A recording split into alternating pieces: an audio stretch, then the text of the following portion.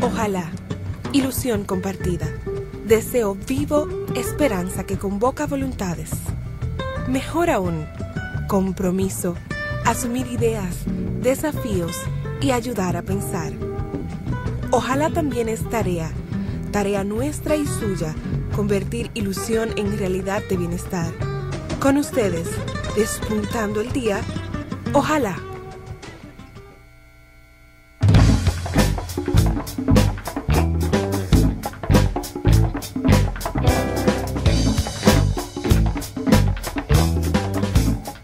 Hola, muy buenas a todos y a todas, sean ustedes bienvenidos y bienvenidas a Ojalá. Recientemente la sociedad dominicana pues ha sido escenario de dos batallas importantes. Por un lado y primero, en términos de la salud, de la cobertura de salud, puesto que, recuerden ustedes, hubo un conflicto con la Asociación Nacional de Clínicas Privadas, creo que se conoce como ANDECLIP, clínicas privadas porque querían elevar sus precios, los precios de los servicios que las clínicas prestan, independientemente de los contratos que pudieran tener con distintas administradoras de riesgo de salud, las conocidas como ARS. Ese conflicto, pues esa pretensión de subir los precios que hubiese lesionado aún más los bolsillos de las familias dominicanas, pues se saldó con una victoria de parte de la sociedad dominicana y sobre todo de SENASA, en defensa de los ciudadanos y ciudadanas. Recientemente, ahora vimos ayer, como también con gallardía el Ministerio de Educación, a través del Consejo Nacional de Educación CNE, pues consideró y estimó, sancionó, ¿verdad? Resolutó que las alzas promovidas por la Asociación de Colegios Privados pues eran absolutamente infundadas y que si pretendían lograr algún aumento en las tarifas de los colegios pues tenían que presentar en un plazo mayor de 10 días los elementos probatorios que pudieran justificar tal alza. De manera que esto quedó suspendido provisionalmente, porque si un colegio lleva todas las pruebas de que ha hecho inversiones, pues podría justificársele, y hasta se habla de un aumento de un 20%. En el caso de la salud, el primero, pues también se habla de una victoria provisional, porque creo que todo podría revisarse en 30 o en 60 días. Todo este primer conflicto en la salud, en los costos de la salud del pueblo dominicano, pues fue seguido muy de cerca por Pedro Luis Castellanos, que ya ustedes lo conocen porque ha venido ya muchas veces aquí a Ojalá para compartir su visión, ¿verdad?, su experiencia sobre los temas de salud, no solo de nuestro país, sino en América Latina, porque es un experto en políticas públicas y sociales. Pero además, Pedro Luis Castellanos coordina todo el equipo de expertos en política social que están asesorando al candidato presidencial del Partido de la Liberación Dominicana, Danilo Medina. De manera que vamos a hablar con una persona que tiene mucha autoridad, mucho conocimiento en la materia, y lo que vamos a hacer es tratar de entender, o que él nos ayude a entender este conflicto que se dio, ¿verdad?, y que provisionalmente pues se saldó de manera favorable para las familias dominicanas. ¿Y qué deben hacer ustedes en su casa, o todos nosotros y nosotras, para estar alertas, ¿no?, para que no vayan a conspirar contra nosotros? Hay un documento que fue publicado en Perspectiva Ciudadana y en otros diarios de organizaciones de la sociedad civil dominicanas, en la que advertían sobre esta situación. Sobre esto también vamos a hablar. Pedro Luis, buenas noches, gracias por estar aquí con nosotros. Nos gustaría, porque mucha gente vio la amenaza, vio los conflictos, que Tati Guzmán, que el señor que encabeza el Cicharril, que el señor Mena, Rafael Mena, pero un poco, como es usual en los medios, se frivoliza mucho, se banaliza. ¿Qué fue lo que pasó? ¿Qué es lo que está en juego? ¿Y qué le podemos decir a la ciudadanía? Me gustaría que hablásemos esto esta noche contigo. Gracias nuevamente por esta oportunidad de dialogar con los amigos que nos miran y contigo. Sí, yo creo que lo primero que hay que tener en cuenta es que estamos hablando de la salud de la gente. Entonces, estamos hablando de necesidades que son prioritarias y en términos de servicios, de políticas, estamos hablando de servicios básicos que son indispensables. O sea, nadie puede renunciar, digamos, a sus necesidades de recibir atención médica. Sí. Entonces es un tema bastante delicado en el sentido de que no puede ser frivolizado, como tú bien dices, pero al mismo tiempo hay una necesidad de que la sociedad y el Estado garanticen a todo ciudadano, toda ciudadana, que va a poder satisfacer sus necesidades. Visto así, el sistema dominicano de seguridad social en su momento fue percibido y así fue comprendido por la sociedad en general, de todos los sectores de la sociedad, como una extraordinaria conquista social, con ribetes históricos. Se usa con frecuencia esa expresión, pero en este caso creo que se justifica, porque probablemente es la primera vez que ocurría en la historia del país que la sociedad lograba ponerse de acuerdo para echar adelante un sistema que tenía 3 características básicas. En primer lugar, cobertura universal, o sea, para toda la población. Toda la población. Eso nunca había sido una vocación, incluso en la propia Constitución de nuestro país, el derecho a la salud, así es como tal, como derecho constitucional y como derecho fundamental, no existía. Viene a aparecer es en la actual Constitución que se aprobó el año pasado. Entonces, es la primera vez que la sociedad dominicana y el Estado dominicano se proponen desarrollar un sistema de protección social de la salud para toda la población, universal. Sí.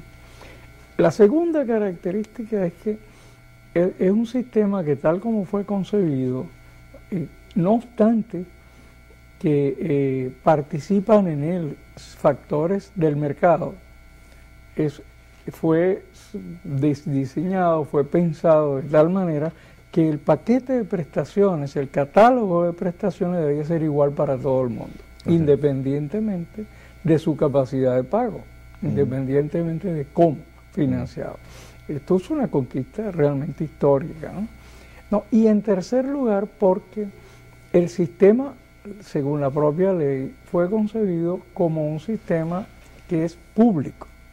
No obstante que en el mismo participan actores privados, actores con una finalidad lucrativa, legítima, de acuerdo a las leyes del país.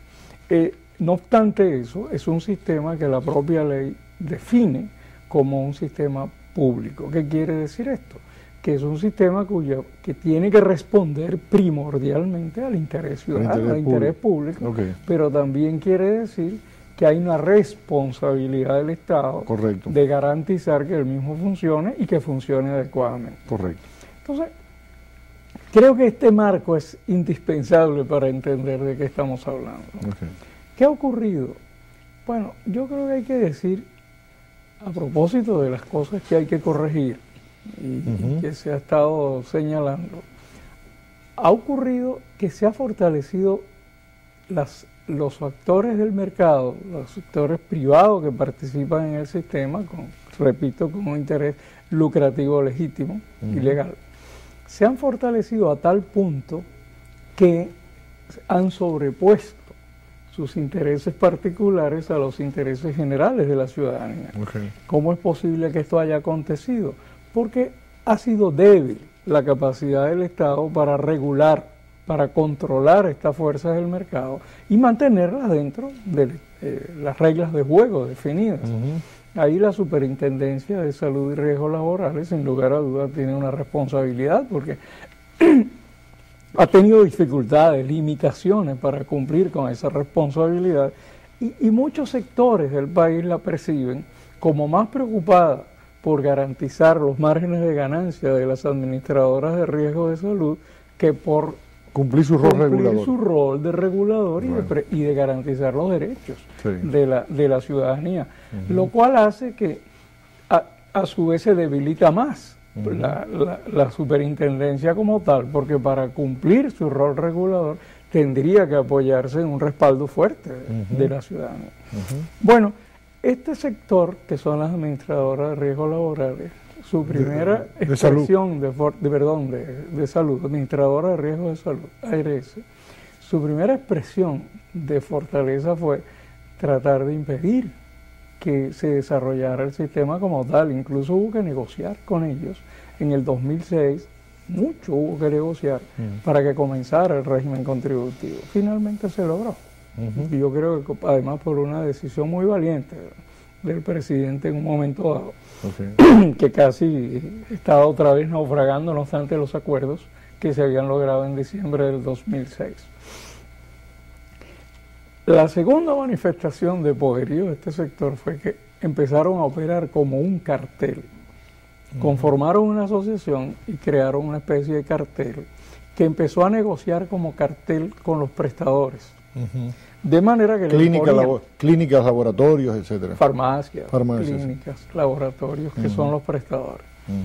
De manera que le imponían tarifas. No había capacidad de negociación, un mercado relativamente pequeño como nuestro. Por supuesto, ¿cuál fue la reacción de los prestadores? Reaccionar de la misma manera. O sea, lo primero que aconteció fue los médicos especialistas, a través de sus organizaciones especializadas, se pusieron de acuerdo y empezaron a negociar también como grupo, como asociación, en cuyo caso mejoraron su capacidad de negociación. Lo que ha ocurrido ahora son las clínicas, ya no son los médicos, son los dueños de clínicas, los propietarios de clínicas, muchos de los cuales son médicos, pero en este caso no actúan en tanto médicos, sino en tanto propietarios, accionistas, propietarios de una empresa, de las clínicas, que hicieron lo mismo. O sea, su asociación, que es Andeclip, opta por actuar también con estrategias de cartel, con agravante de que en lugar de tratar de negociar con las ARS las condiciones de contratación, su estrategia fue transferir aumentos de costos unilaterales al usuario, o sea, al beneficiario. Esto generó un ambiente, porque eso además es violatorio de los contratos. Por eso en ese momento yo veo que interviene SENASA y de repente el papel protagónico para enfrentar esta situación no lo lleva Cisalril, por lo menos como yo lo digo yo como consumidor de noticias. Claro. Tú conoces el sector y tú tienes otra mirada, pero yo como consumidor de diarios lo que yo veo es que de repente SENASA es que hace frente a esto y decide suspender. En realidad no le suspendió. Porque ellos tenían unos contratos y SENASA tenía, me dio la impresión de que SENASA sintió de que se estaba agrediendo a sus afiliados. Exactamente. Fíjate, es que el sistema está concebido de tal manera que la función de las ARS, de las administradoras de riesgo de salud, es defender a sus afiliados. Claro. Esa es su principal función, de acuerdo a la ley. ¿Ante quiénes? Ante los prestadores. O sea, médicos, clínicas, farmacias, laboratorios. ¿Defender en qué sentido? Bueno, defenderlo de la perspectiva del propósito del sistema. En definitiva, lo que el sistema busca es garantizar el acceso de todos en las mejores condiciones de calidad, de oportunidad y con el menor impacto económico sobre la economía familiar. El papel de una buena ARS sería aquella que pueda brindar la mayor cantidad catálogo de servicios. De catálogo de servicios al precio más razonable. Con la mejor calidad. Con la mejor calidad y de acuerdo, tratando de que el ciudadano pues pague la menor cantidad de dinero. O sea, exactamente, le afecte lo menos posible el bolsillo. En su presupuesto familiar. Así Ese es su propósito básico. Y las ARS existen en la teoría, digamos, este tipo de sistemas de mercado. Es bueno aclarar que en nuestro sistema hay un régimen contributivo, un régimen subsidiado. Sí. Que el régimen subsidiado no es un régimen de mercado. No, ese está el régimen subsidiado es un régimen más solidario. Sí, solidario. Más basado en la solidaridad. Sí. El contributivo es más basado en la competencia a nivel de mercado.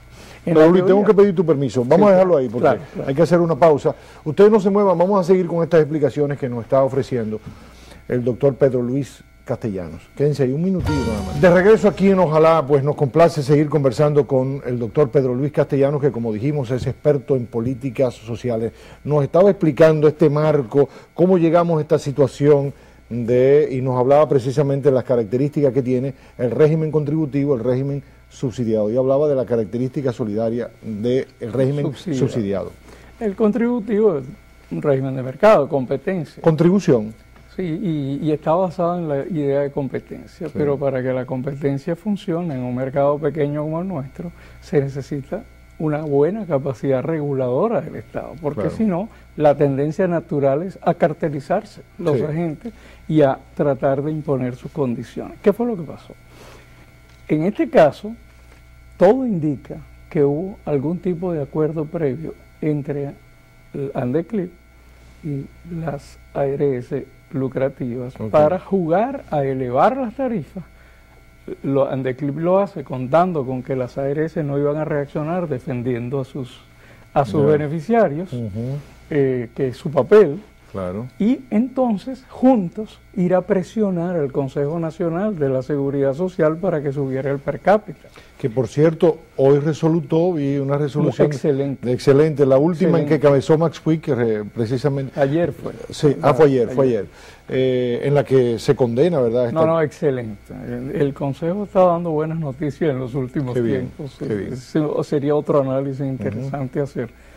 Pero, ¿qué acontece? Que cuando hacen esto, algunas, porque tampoco fueron todas las clínicas privadas, fueron 17 clínicas privadas.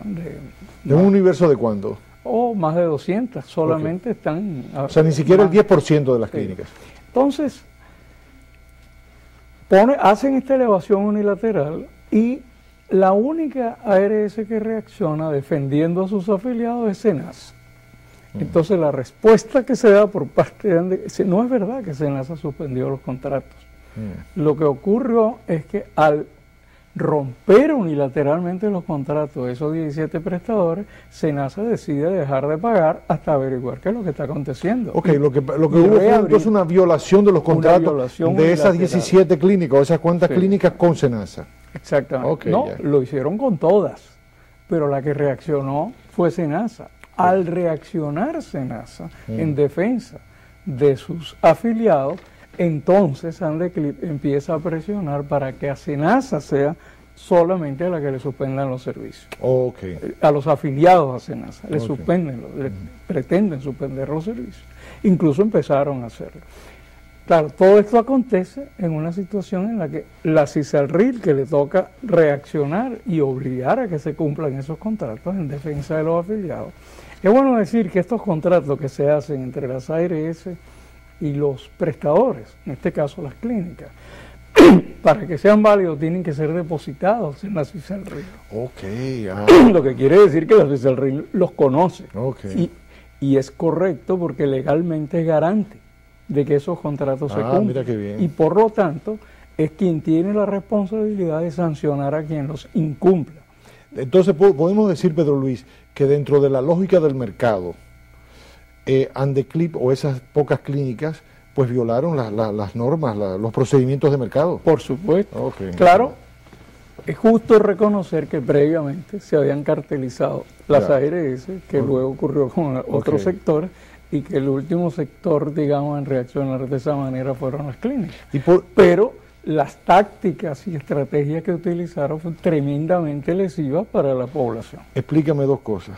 ¿Por qué SENASA adopta la actitud que adoptó como ARS y las otras ARS no? Mira, muchos sospechan que había un acuerdo entre las ARS lucrativas y la Andeclip, pero independientemente de si existía o no un acuerdo, yo creo que lo importante a destacar es el extraordinario papel que juega el hecho de tener una administradora de riesgo de salud pública, cuyo interés no es la ganancia.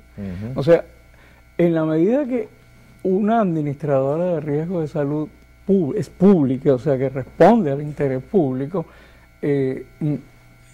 le ocurre una cosa como esta, inmediatamente su deber, su responsabilidad es salir a defender sus afiliados. Además, porque la ley le establece esa función, esa responsabilidad, defender los derechos de sus afiliados que están en los contratos. Entonces, ante esa violación unilateral, inmediatamente lo que debió acontecer fue una intervención de CISALRIL sancionando a quien viole unilateralmente los contratos. Correcto. Porque un mercado no puede funcionar sobre la base que el que le dé la gana viola un contrato. Sí, este mercado no está desregulado, sino que hay una institución que debe velar por su regulación, que es CISALRIL. Ok, muy bien. Y hay un reglamento. Y hay un reglamento. Hay un Y reglamento los contratos están depositados. De infracciones. Ok, el argumento de las clínicas, subieron mis costos, ¿qué hacer entonces? Bueno, ellos no dejan, es justo que planteen el tema de que los costos de la atención médica privada han subido. Sí, sí. Entonces lo que hay que discutir es por qué han subido y qué se puede hacer para que esos costos no continúen subiendo o incluso tal vez puedan reducirse. Bueno, en el marco de la ley prevé que todos los sistemas, perdón, tanto el público como el privado, deben organizarse de tal manera de tener lo que se llama el primer nivel de atención. Primer nivel de atención, que es un nivel con un modelo incluso de carácter familiar y comunitario. Por ahí la gente ingresa, ¿no? La gente ingresa, pero no solo ingresa, también resuelve. Exacto, porque ojalá. la idea no es que eso sea un semáforo. De que entras allí y te dicen camina a la derecha o camina a la izquierda. Lo ideal sería que se resuelva ahí. La mayor parte de los problemas. Claro, para entonces, no congestionar lo otro. Una buena parte, no la única, pero una buena razón de incremento vertiginoso de los costos operativos de las clínicas tiene que ver con el hecho de que se ha concentrado en las clínicas de mayor nivel de especialización la atención de problemas que no necesariamente tienen que ver. Eso habría que discutirlo y encontrar una solución adecuada sobre la base del consenso de todos los sectores. Creo que otro elemento que ha subido mucho los costos es que al convertirse este régimen de mercado generó una competencia entre diferentes prestadores por ofertar con las reglas del mercado, digamos, los atractores, los mejores atractivos para vender su servicio. Entonces cada clínica quiere tener la última tecnología, cada clínica quiere tener el equipo más sofisticado, más costoso. Pero eso es bueno. Eso es bueno para una clínica en particular, pero cuando tú ves el sistema, tú te consigues equipos que entonces tienen, porque además los equipos tecnológicos se deprecian muy rápido. Entonces, si tú piensas en el país, tú dices, a lo mejor un problema que lo puedo manejar con 10 equipos y que se me van a depreciar en 5 años, tú piensas en los clientes de una clínica, que es una infinitísima parte de ese mercado, también lo va a tener que depreciar en 5 años. Entonces el peso de eso de la depreciación pero mayor. eso tiene solución, que pueden asociarse, pueden hacerse consorcios, pueden compartirse equipos, pueden compartirse tecnología. Hay una serie de posibilidades que conversando se pueden encontrar, que no necesariamente conduzcan a sacrificar el presupuesto familiar de los afiliados en el sistema. Pero Luis, ¿por qué en ese comunicado organizaciones sociales llaman la atención de que el propósito oculto en todo esto era subir el per cápita? ¿Qué significa esto? ¿Qué es lo que es el per cápita para que la gente nos entienda? Creo que es bueno recordar que en el sistema es un sistema complejísimo y nosotros estamos convencidos de que ha llegado el momento de que la sociedad dominicana revise esta ley. Además, la propia ley lo establece. Lo indica, ¿no? 10 años después. 10 años debe revisarse. Entonces, ya tenemos 10 años de experiencia. Y he escuchado decir a Danilo Medina que apoya, que respalda de que eso debe revisarse y que debe haber un consenso en todo eso. Además, hay que revisarlo porque hay alrededor de un 33-32% de la población del país que no ha logrado entrar. Sí, solo el 4.3%, ¿no? 43%. Que todo el sector que debería estar, según la ley, en el contributivo subsidiado, no ha logrado entrar porque no se ha logrado que se inicie. Entonces, alguna solución hay que encontrar. 3.4 millones de dominicanos, más o menos. Más o menos, de 3 millones y medio, alrededor 3.3 por allí. Entonces, después hay otros elementos, este tema de fortalecer la regulación, etc. Bueno, ¿qué ocurre? Que la manera de financiarse el régimen contributivo, no el subsidiado, que es de carácter solidario, hablo del contributivo, que es de carácter competitivo y de mercado. Que los empleados privados pues pagan y algunos los empleadores. Y los empleadores. Y los empleadores, correcto. Los empleados y los empleadores cotizan, pero cotizan una proporción del ingreso salarial, de la masa salarial.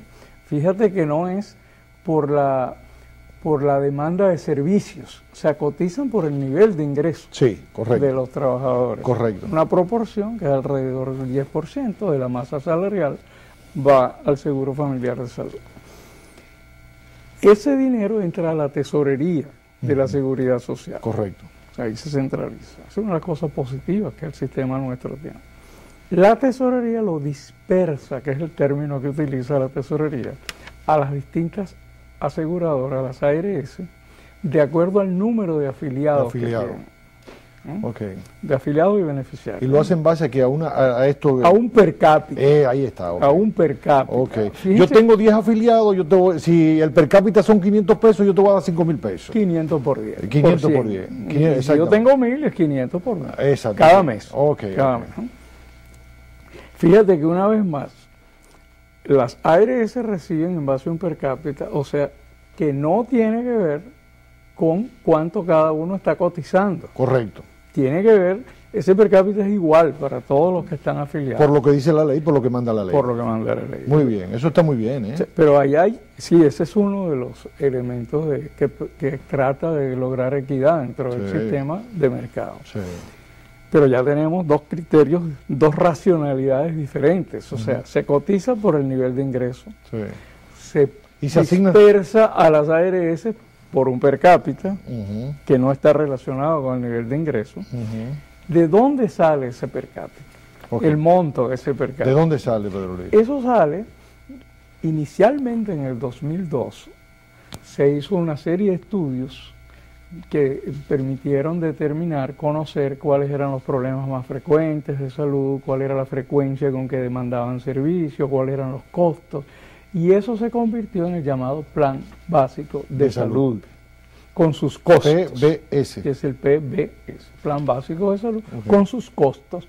Esos costos, multiplicados por la frecuencia esperada de demanda, etcétera, etcétera, y dividido en todos los afiliados, definen un costo per cápita. Y ahí se pone un margen de ganancia de la ARS. Sí, claro. De intermediación. Sí, claro, muy bien. claro, eso está previsto ahí. Okay. Y los gastos administrativos. Per cápita ahora mismo, ¿cuánto es?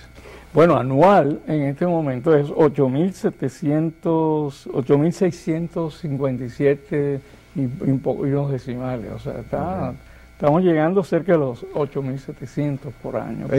Eso quiere decir que con 8.700 pesos por afiliado, una ARS tiene que garantizarle cobertura de salud a esa persona, de acuerdo al plan básico de salud. Exactamente. Okay, pero, ¿qué ocurrió en el camino? Ese plan básico tenía que irse ajustando de acuerdo a la variación del costo de la vida, a la inflación, etcétera, por un lado, y también de acuerdo a los cambios que fueron ocurriendo en el perfil de salud de la población. Correcto. Porque va variando. Sí, sí, así es. Bueno, eso no se hizo. Okay. Ahí hay un primer problema. Eso no se hizo, y lo que se hizo a cambio fue el PDSS, el Plan de Servicios de Salud, que se definió para que fuera temporal por un año, porque el argumento principal por el cual hasta el 2006 las ARS se negaban a que se iniciara el régimen contributivo era porque supuestamente esos costos que se habían calculado para el plan básico de salud no estaban actualizados. Okay. Y por lo tanto hubo un acuerdo para que durante un año corriera el sistema con un catálogo reducido y unos costos un poco más altos, un per cápita un poco más alto del que se había estimado, para que al año entonces hubiera una información fidedigna que permitiera revisar. Pero ya pasó, eso fue en el 2007 que empezó. Estamos en el 2011, ya casi a 4 años, y eso no se ha hecho. O sea, ¿nos seguimos rigiendo por el PDS? Sí, pero no solo que nos seguimos rigiendo por el PDS, sino que en ese transcurso, el per cápita, que inicialmente había sido acordado en 4.737, que fue el acuerdo que se llegó, que ya era un aumento sobre lo que había sido calculado por el PBS, ya hoy es 8.657, o sea, ha habido un aumento de 80 y pico por ciento. Sí, 4.000 y pico de pesos más. Sí. Sin que eso haya significado un aumento significativo de las prestaciones. a la población. Ya. Entonces, ¿qué es lo que ha aumentado? Okay. Lo que ha aumentado es el margen de ganancia Ujú. y de seguridad financiera de las aseguradoras Ujú. o de algunos prestadores. Okay. Ujú. ¿Cuál es la consecuencia de esto? ¿Cuál es? Okay. Que en este momento el régimen contributivo está prácticamente quebrado. Prácticamente quebrado. Porque el régimen contributivo, como recaba por ingreso salarial Ujú. y paga por afiliado, en la medida que y el costo está calculado para el grupo familiar completo, como dice la ley, en la medida que no se ha permitido incorporar a los padres como parte del grupo familiar y que no se ha hecho un esfuerzo serio para incorporar a los hijos y a todo el grupo familiar en el núcleo registrado, ¿qué es lo que ocurre? Que el promedio de miembros por familia es menor que el número de miembros que se esperaba que se afiliaran en el sistema. Okay. Pero se está cotizando para ese núcleo familiar grande, por lo tanto quedaba un margen que se fue acumulando y que era un poco la reserva para poder afiliar a esos que no están afiliados y eventualmente al ajustarlo para ampliar la cobertura. Bueno, con esa reserva es que se ha aumentado el per cápita casi al doble, pues como en ese periodo. Eso se agotó, ya se acabó. Y al agotarse, ¿de dónde va a salir? ¿De dónde? No tiene de dónde salir. Esa respuesta la vamos a tener de ti en un segundito. Nosotros vamos a la pausa, Pedro Luis, perdón, y volvemos enseguida. Esto está interesantísimo para entender todo esto, porque usted oye todas estas cosas de per cápita, PBS, bueno, y uno se vuelve un lío. Pero bueno, regreso aquí en Ojalá, nos complace seguir aquí conversando y bueno, y recibiendo las explicaciones del doctor Pedro Luis Castellanos, que es un especialista en políticas sociales. Pedro Luis, tú nos explicabas, y me gustaría que pudiésemos acelerar en esta explicación para lograr entender. Tú nos hablabas de los peligros que tiene, que se ciernen sobre el régimen contributivo. Entonces, ¿qué hacer? ¿Cómo salvarlo? Hay una cosa interesante, que es que en medio de todo esto se dio una alianza que es una buena evidencia de lo que puede ser el futuro del país. Ajá. Se nace una institución pública. Sí. El Consejo Nacional de Seguridad Social, una institución pública, y la sociedad civil. Pero es pública, pero hay representantes del sector Sí, privado. pero es una institución por ley pública. Sí. Y la sociedad civil movilizada logran que se cambie una decisión perjudicial a la ciudadanía por parte de un agente privado. Creo que esta idea de alianza entre lo público y la sociedad civil es una idea importante porque conduce a algo que es necesario, que es a una mayor regulación del mercado. Bueno, mira, terminando el redondeo, si se eleva el per cápita, afortunadamente el Consejo no ha hecho eso, no cayó en la trampa.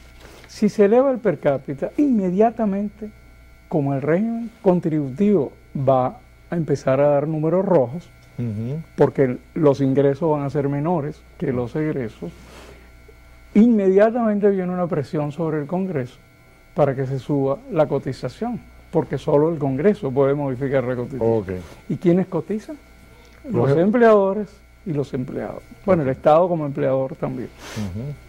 Por lo tanto, es muy importante que nos pongamos en la idea de una especie de concertación.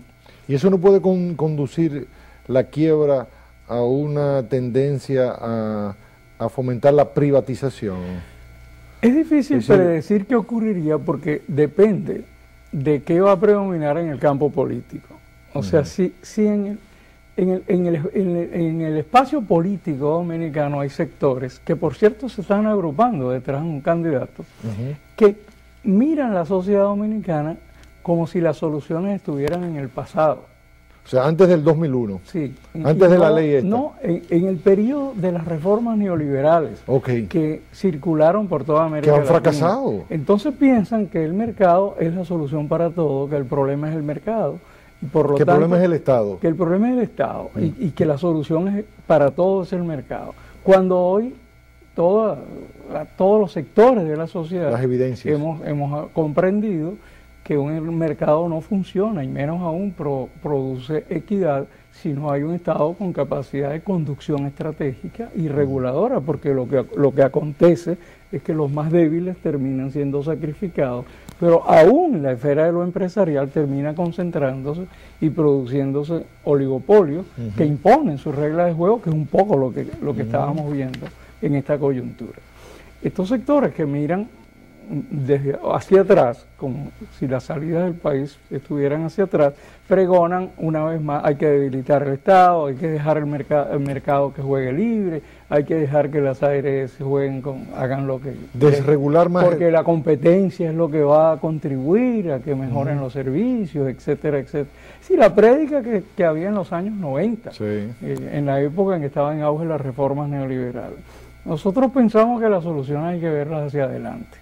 Así que las soluciones están en un nuevo gran pacto social que redefina las reglas de juego de manera que todos los actores puedan ser beneficiados. Ese pacto social de que tú mencionas ahora mismo es un poco lo que tú señalabas hace unos minutos atrás, de que, bueno, precisamente esa alianza que se dio, sociedad civil, institución pública y factores del mercado. Y factores del mercado se aliaron para enfrentar este atentado, ¿no? Porque en el fondo nadie quiere que el régimen quiebre.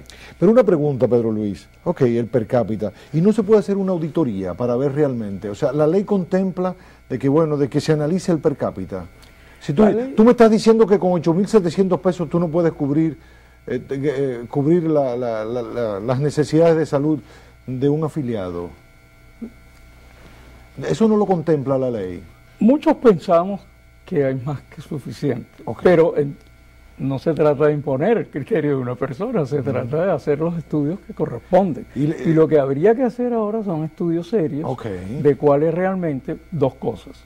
Cuál es realmente el perfil de demandas y de necesidades, cuáles son los costos, y en segundo lugar, cuáles son los factores que encarecen esos costos. Y eventualmente qué soluciones se pueden plantear, desde fortalecer el primer nivel de atención hasta formas de asociación entre agentes prestadores, como decía anteriormente, para abaratar los costos de tecnología y otras formas de asociación entre prestadores y órganos de la sociedad. Hay muchos mecanismos posibles que pueden contribuir. Pero eso solo lo puede hacer el Estado. Claro que sí. Solo el Estado puede asumir este tipo de iniciativas. Por lo tanto, quienes pregonan que lo que hay que hacer es debilitar al Estado, lo que están pregonando es llevar a la destrucción al sistema. Aun cuando en el fondo estén, tal vez, su intención sea pretender mejorar y salvar el sistema, lo están haciendo con una óptica que ya pasó, que ya ha sido demostrada hace 10, 15 años, que no permite resolver los problemas. Porque lo ideal sería eso, ¿no? Porque yo veo que SENASA funciona bien. Y es una institución pública. No, pero además hay algo, porque se habla mucho de SENASA, pero SENASA le ha tocado el hueso. Porque SENASA, como atiende a los más pobres, son los que más se enferman. No descrean. Exactamente, es decir, SENASA tiene el grueso de los más pobres, por debajo del salario mínimo, que son los que están en el régimen subsidiado, y tienen un poquito del contributivo. Y aún así, es una ARS que funciona, que fue la primera que llevó la cobertura a 1 millón de pesos para enfermedades catastróficas, ¿no? Creo que es así. Sí, a 1 millón fue el primero, ¿no? Sí, fue el primero. Y en fin, o sea, se han hecho encuestas. Yo he visto a Rafael Acevedo de Gallup haciendo públicos resultados de satisfacción de afiliados, y tiene muy alto. Es altísimo. Lo que quiero decir es que el sistema público, SENASA ha demostrado, como ha demostrado PROMESE, de que las instituciones públicas pueden funcionar bien para los ciudadanos. Pero no, pues es correcto. Totalmente claro tu afirmación, y yo la comparto. O sea, ni necesariamente toda institución privada es eficiente y efectiva, ni necesariamente toda institución pública es mal o administrada, es ineficiente. O sea, el tema depende mucho de cómo se hace, de cómo se organiza. Pero hay un tema importante, que es que el Estado tiene muchas otras herramientas posibles para contribuir a que lo que interesa del sistema, que es que la población reciba los mejores servicios, los que necesita, con el menor impacto sobre su presupuesto familiar. El Estado tiene muchas otras herramientas. Por ejemplo, el Estado ha desarrollado PROMESE, Sí, así es. Promesa es una buena noticia pública. Sí, Ese es otro error, por ejemplo, que cometen a veces algunas personas, que cuando en un afán oposicionista, digamos, pretenden hacer tabla rasa con todo lo que existe. Todo está mal. Como si fuera, como una horda bárbara que llega y va a destruir el imperio. No saben discriminar, y va a construir desde no saben cero. discriminar qué cosa está bien, qué cosa se está haciendo bien. Entonces se pierde. Vamos a destruir SENASA. Imposible. Vamos a destruir Promesa. No, imposible. O sea, vamos a destruir los 1.800 centros de primer nivel de atención que el Estado ha desarrollado. ¿No? Es sobre eso que tenemos que construir. Hay que hacer más. Y es hacia adelante. Claro. Construir para hacerlo mejor. Así es. Para hacerlo mejor. Así es. No para destruirlo en función de rendir tributo a una concepción dogmática sobre el papel del mercado. O sea, hoy sabemos que para que el mercado funcione necesitamos que el sistema público funcione. Más que demostrado. Sí, así señor. es. Entonces, eso plantea la necesidad de que nos volvamos a poner de acuerdo. Okay. Pero no solo sobre el sistema de seguridad social, es que necesitamos redefinir el modelo de desarrollo. Porque si nosotros no cambiamos el modelo de desarrollo desde una óptica predominantemente neoliberal a una óptica que pone en el centro la calidad de vida de las personas, bueno, no generamos empleo. Así es. Entonces, para que el sistema funcione, necesitamos que el grueso de la población pase a tener puestos de trabajo dignos. Correcto. Pero eso implica cambiar el modelo económico. No podemos seguir con las mismas prédicas que se instauraron y que nos trajeron hasta acá y que ciertamente han permitido que el Producto Interno Bruto crezca. Eso es verdad. Pero también han conllevado a que eso se concentre cada vez en una proporción menor de la población y que una proporción cada vez mayor quede excluida como pobre y que la clase media vaya cargando pesado, de manera que tiende a afectar. Tan cierto esto que tú acabas de decir, Pedro Luis, que una institución nada sospechosa de ser antineoliberal como el Fondo Monetario Internacional señalaba antes de ayer, haciendo un diagnóstico de la economía mexicana, de que no crea suficientes empleos y de que los empleos que se crean son de mala calidad, decía exactamente eso, de que había que cambiar el modelo, porque se estaba creciendo mal. O sea, saludamos el crecimiento, pero es un crecimiento malo. O sea, que no, malo, cuando decimos malo, que no es el deseado. Ahora, si algo importante está aconteciendo hoy en el mundo, es que se ha roto la magia del pensamiento único. Es correcto. O sea, una de las cosas más negativas de estas ideas que algunos tratan de presentar como nuevas, pero que en realidad son de los años 80 y 90. Un retroceso. Un retroceso.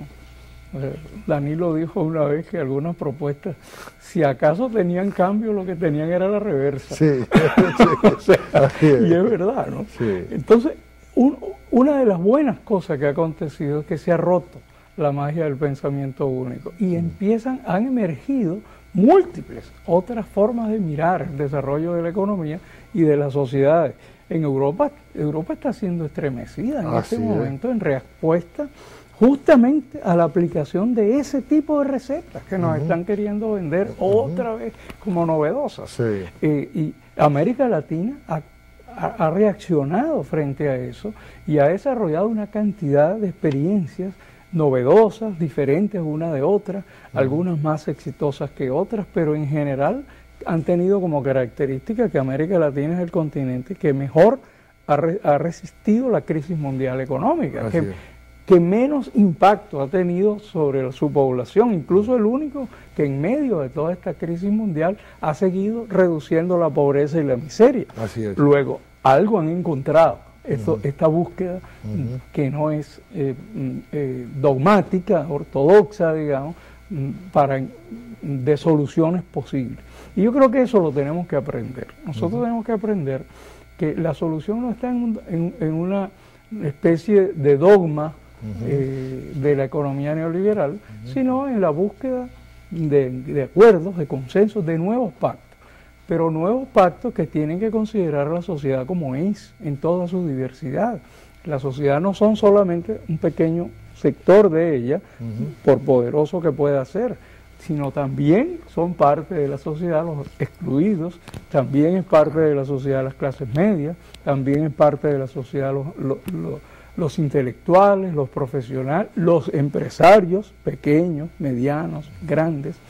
Esta idea de que no hay solución para un aspecto parcial si no miramos propuestas de conjunto, con un enfoque sistémico de la sociedad, es una idea que es muy fuerte en el pensamiento de Danilo Medina, y a mí particularmente es una de las cosas que más me ha atraído de sus posiciones, es su convicción de que hay que buscar coherencia en la gestión de lo público y dar una direccionalidad que ponga en el centro el superar estas limitaciones del modelo que hemos desarrollado.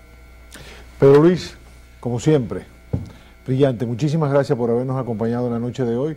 Te tendremos aquí a menudo para entender estas cosas. Lo bueno que está ocurriendo, Pedro Luis, y ya tú lo advertías en tus artículos y en tus comentarios, es que se están produciendo buenas noticias de esta relación entre la sociedad civil y el Estado, porque lo hemos visto en el Consejo Nacional de la Seguridad Social, lo hemos visto en educación recientemente. Es decir, se han producido importantes victorias, pequeñitas todavía, pequeñitas, pero muy significativas, pero muy valiosas.